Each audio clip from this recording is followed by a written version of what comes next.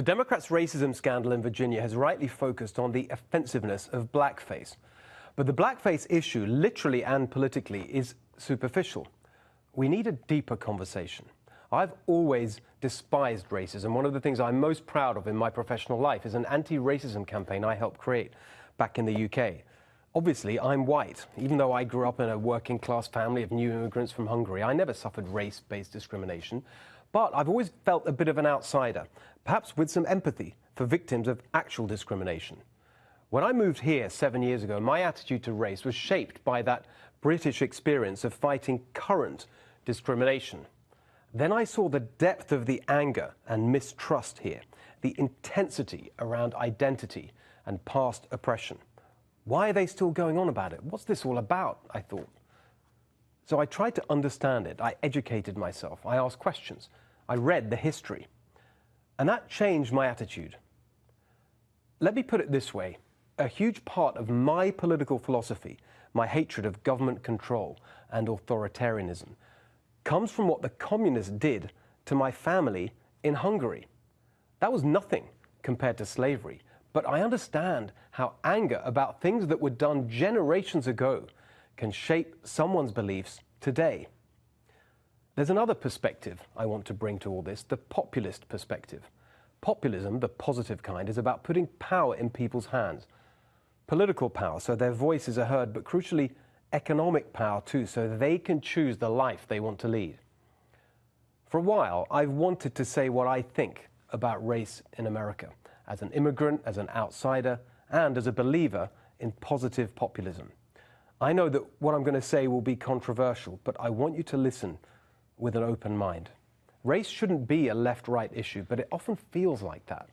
Liberals can offend conservatives with strident identity politics. Conservatives can offend liberals by making race all about character. If only African Americans tried harder, worked harder. Of course, character matters. Behavior matters. And family most of all. But many of the barriers African Americans face today are uniquely the result of discriminatory policy, from slavery to Jim Crow to the New Deal even. The biggest is wealth inequality. The wealth of middle-class America was massively boosted by policies like the GI Bill, which paid for college education, and other policies to spread home ownership. These excluded black Americans by design. The federal government subsidized around $120 billion in home loans between 1934 and 1962 through the Homeowners Loan Corporation and the Federal Housing Administration. 98% of those loans went to white families. Today, around 2/3 of middle-class wealth is held in home ownership. So unsurprisingly, white families are disproportionately wealthier than black ones. How much wealthier? 86 times. According to the Census Bureau, for every $100 the average white family has, the average black family has $7.33. But it's not just accumulated wealth, it's current earnings too. At every level of income, African Americans earn less. The truth is self-evident. The persistent poverty and blocked opportunity of African Americans is structural and specific. It is the result of policy and practice in areas like housing, education, criminal justice, and more. We will never, never, never achieve racial harmony in this country until we acknowledge these truths as the first step in a process of national reconciliation. I use all those words deliberately. The Truth and Reconciliation Commission in post-apartheid South Africa, the First Step Act, developed by both parties here, passed by Congress, championed by President Trump.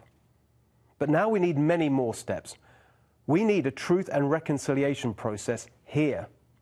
And it should explicitly consider dramatic action to close the wealth and opportunity gap. Not just a pledge to avoid discrimination, but reparation for the cruelty of the past.